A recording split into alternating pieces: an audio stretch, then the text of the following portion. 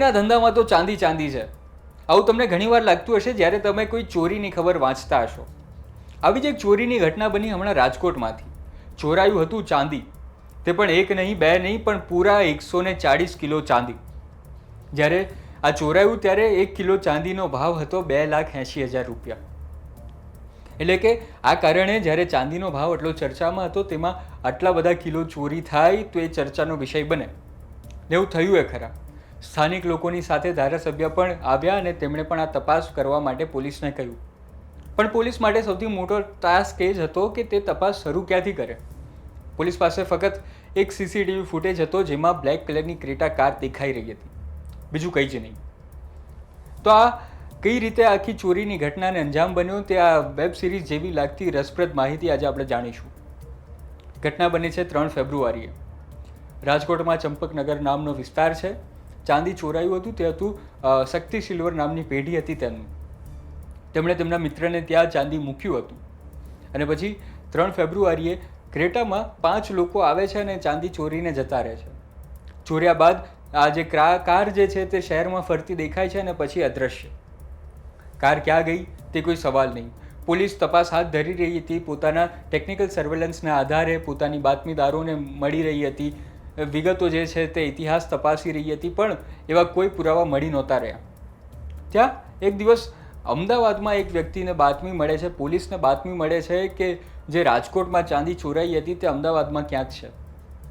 રાજકોટની ચાંદીની જે ઘટના હતી તે હવે અમદાવાદમાં આવી ચૂકી છે. અમદાવાદનું ગીતા મંદિર નામનો વિસ્તાર જે છે ભરચક વિસ્તાર, ને ત્યાં ફોનની એક દુકાન છે ને ત્યાં 40 કિલો ચાંદી રાખવામાં આવ્યું હતું. પોલીસને એવું જ કે આ જ હશે ચોર, પણ એવું નહોતું. પ્રદીપ પ્રજાપતિ નામનો યુવક જે હતો, 24 વર્ષનો યુવક, તે આપણને એવું લાગ્યું કે આ ચોર હશે જેણે આટલી 140 કિલો ચાંદીમાં ભાગ ભજવ્યો હશે, પણ એવું નહોતું.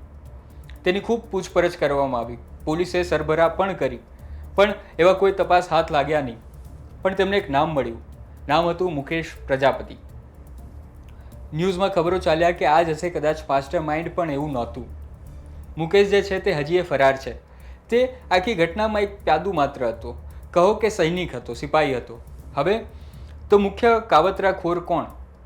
તેની તપાસ જ્યારે રાજકોટ પોલીસ કરી જ રહી હતી ત્યારે તેમને ક્રેટા કાર મળી ગઈ. ક્રેટા કારમાં જે નંબર હતો તે ખોટો હતો.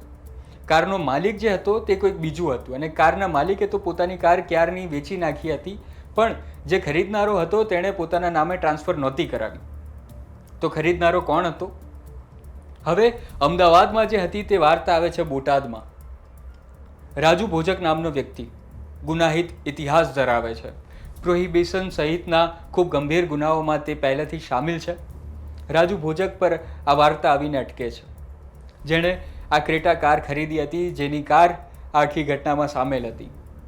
રાજુની જે રીઢો ગુનેગાર હતો તેને પોલીસે પોતાની રીતે જે છે તપાસ હાથે ધરી અને પછી રાજુએ વધુ એક નામ આપ્યું. રતનસિંહ રાઠોડ તેનું નામ છે. બનાસકાંઠાના દાંતીવાડા જિલ્લામાં તે રહે છે. રતનસિંહ સામે પણ આવા ગંભીર ગુનાઓ પહેલાંથી જ દાખલ હતા. એટલે કે હવે પોલીસ પાસે મુખ્ય કાવતરાખોર જે હતો તેનું નામ અને સરનામું ને બધું હતું. પોલીસ પહોંચે છે બનાસકાંઠા દાંતીવાડા. રતનસિંહ રાઠોડની હવે જે છે તે ઇતિહાસ ખોલવામાં આવે છે. રતનસિંહ હજી પણ પોલીસ તપાસથી દૂર છે, પોલીસથી પકડથી દૂર હતો. પણ આખી વાર્તામાં રતનસિંહની સાથે મુખ્ય જે કાવતરાખોર છે તે પણ આપણી સામે આવે છે. નામ છે શૈલસિંહ રાજપૂત. શૈલેન્દ્રસિંહ તેનું નામ છે, શૈલસિંહ તેની બીજું નામ છે. હવે આ શૈલસિંહ અને રતનસિંહ બંને દારૂના ગુનામાં જેલમાં બંધ હતા ને ત્યારે તેમણે આખું કાવતરું ઘડ્યું હતું. હવે ફરી પાછા આવીએ છીએ બોટાદમાં. બોટાદથી આખી વાર્તા શરૂ થાય છે. ત્યાં મળે છે, આખું કાવતરું બનાવવામાં આવે છે અને આજે રાજુ ભોજક જે છે તે તેમને કાર પૂરી પાડે છે ને રાજકોટના જસદણ સુધી તેમને મૂકવા આવે છે. જસદણથી તેઓ 5 લોકો જે છે તેઓ ત્યાં આવે છે, ચોરીને અંજામ આપે છે અને પછી દૂર થઈ જાય છે, અદૃશ્ય છે. અત્યારે આખી ઘટનામાં 4 લોકો જે છે તે પકડાયા છે. વધુ ચાંદુનો જથ્થો જે છે તે પોલીસને હાથ લાગ્યો છે અમદાવાદમાંથી જ. તો હવે આપણે વાર્તાઓનો જે છેડો જે છે તે પોલીસ પાસે આપીએ. પોલીસ અત્યાર સુધી તપાસમાં શું પૂછપરછ કરી છે, કેટલા લોકો પકડાયા છે, કેટલા કિલો ચાંદી જે છે તે પકડાયું છે, તે તમામ માહિતી આપણે જાણીએ પોલીસ પાસેથી. જે સવાલના જવાબ છે તે પોલીસ અત્યારે જે આપી રહી છે તે સાંભળીએ. રાજકોટ શહેર બી ડિવિઝન પોલીસ સ્ટેશન વિસ્તારમાં શક્તિ સિલ્વર નામની પેઢીમાંથી 3 તારીખે 140થી આશરે 140 કિલોની આજુબાજુ ચાંદીના દાગીના ચોરી થઈ ગયેલા હતા. આ બાબતે રાજકોટ શહેર પોલીસ કમિશનર શ્રી બ્રજેશકુમાર જાસર તથા અધિક police commissioner Shri Mahendra Bagadiya sir દ્વારા ડીસીપી ઝોન 1ની અંડરની ટીમો, એલસીબી બી ડિવિઝનની ટીમો અને ક્રાઇમ બ્રાન્ચની ટીમોને આ ગુનો ડિટેક્ટ કરવા માટે સૂચના આપવામાં આવેલ હતી.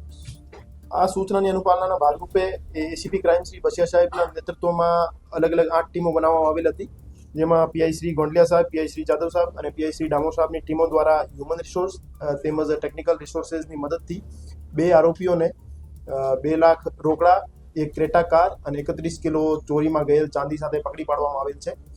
અને આ જે આરોપીઓ હતા એમાં જે મુખ્ય યોજના બનાવનાર માણસો જે છે, એક રતનસિંહ અને એક શૈલેન્દ્રસિંહ રાજપૂત, એ જે 2 આરોપીઓ છે એમના દ્વારા આ આખી ચોરીની યોજના કરવામાં આવેલ હતી. અને શૈલેન્દ્રસિંહ નામનો માણસ જે સિરોહી રાજસ્થાનનો રહેવાસી છે, એ 1 મહિનાથી રાજકોટમાં આટાફેરા મારતો હતો અને રેકી કરતો હતો. એના પછી એ રાજસ્થાનથી પોતાની સાથે મુકેશ રામારામ પ્રજાપતિ અને એક છોટુ નામનો યુપીનો રહેવાસી માણસને સાથે લઈને અમદાવાદ આવ્યો હતો. અને ત્યાં અમદાવાદમાં રતનસિંહ રાઠોડ નામના વ્યક્તિને મળ્યો હતો.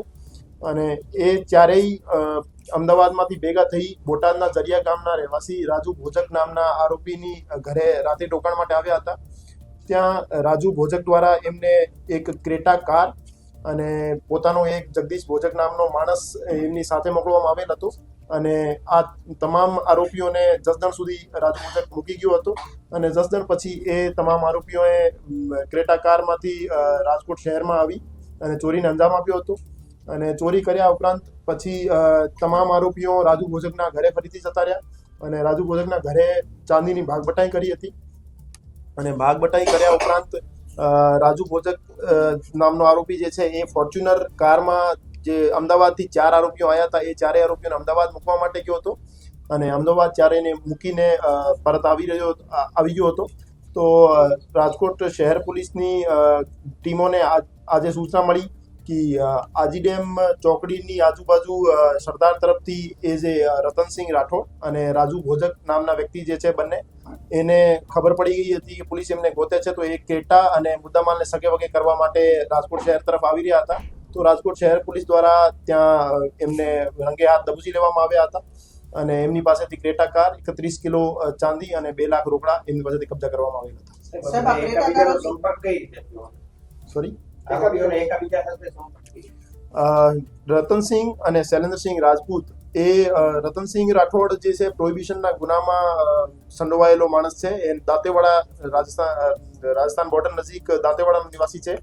અને શૈલેન્દ્રસિંહ રાજપૂત સિરોહી રાજસ્થાનનો નિવાસી છે.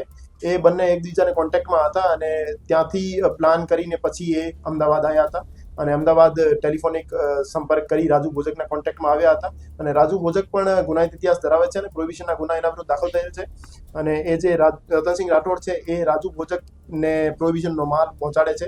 એના કારણે એ અગાઉથી કોન્ટેક્ટમાં હતા.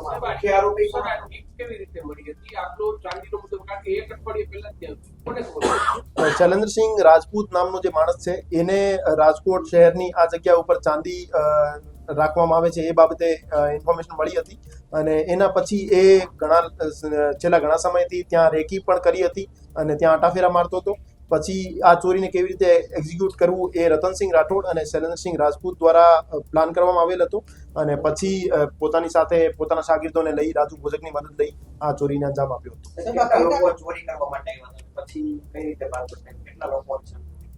ચોરી કરવા માટે 4 માણસો સ્થળ ઉપર આવ્યા હતા, 5 માણસો સ્થળ ઉપર આવ્યા હતા. અને આ 5 માણસોનો જે બેકઅપ પ્રોવાઈડ કરવાયો હતો એમને ગાડીનો અને ઠેકાણો અને રાત્રે રોકાણની જગ્યા એ રાજુ ભોજક નામના માણસ દ્વારા કરવામાં આવ્યો હતો. અને એના પછી અમદાવાદ ક્રાઇમ બ્રાન્ચ દ્વારા પણ 2 રિસીવર્સ પકડવામાં આવ્યા છે.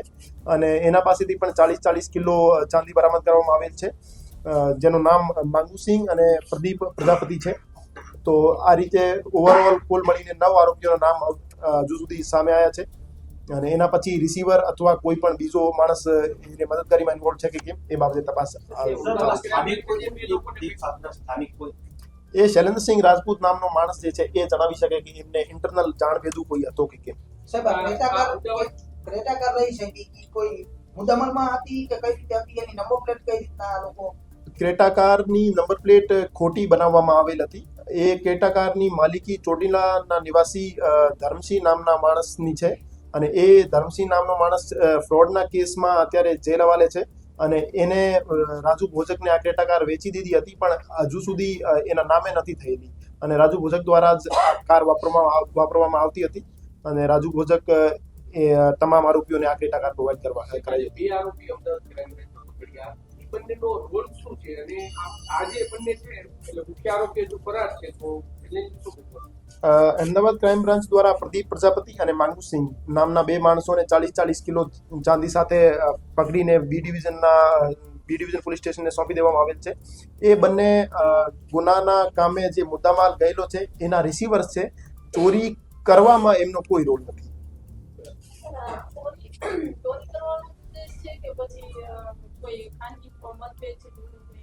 ના, ફક્ત અને ફક્ત ચોરી કરવાના ઈરાદેથી જ આ મુદ્દામાલ ચોરી કરવામાં આવેલ છે, એની પાછળ બીજો કોઈ ઉદ્દેશ્ય નથી.